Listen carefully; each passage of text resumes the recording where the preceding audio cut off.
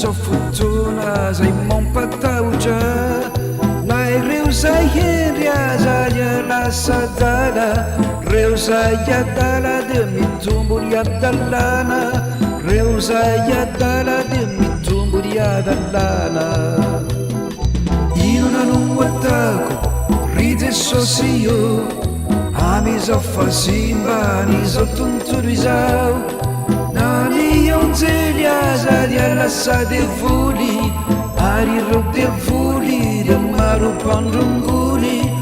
ary ireo devoly dia maro mpandrongony vonjeo vonjeo ry tompo vonjeo zahay tsy zahay akory no namono zanakao vonjeo vonjeo ry tompo vonjeo zahay nahoany anao ry jalo nao angalitrao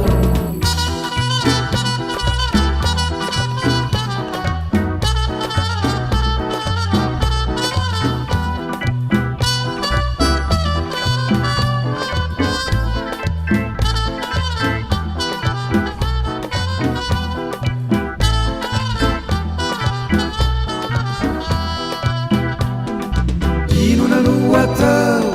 ry tompo mba hampijarona-reo loza ireo nareo ray aman-dreny aza dia mamono ny zanany ary ny zanaka koa dia mamono ny ray aman-dreniny ary ny zanaka koa dia mamono ny ray aman-dreniny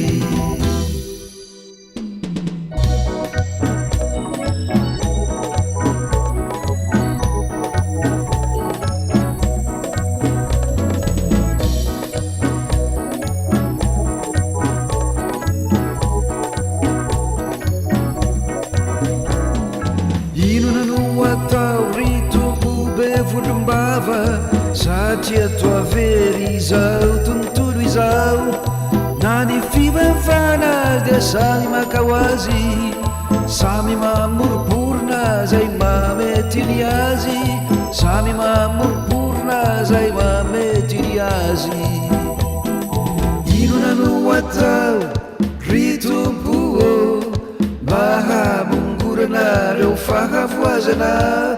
satria ny loza dia tsy hijanona ary ireo mpamono dia hamono foana ary ireo mpamono dia hamono foana vonjeo vonjeo ry tompo vonjeo zahay tsy zahay akory no namono ny zanakao vonjeo vonjeo ry tompo vonjeo zahay nahoany anao ry mijaro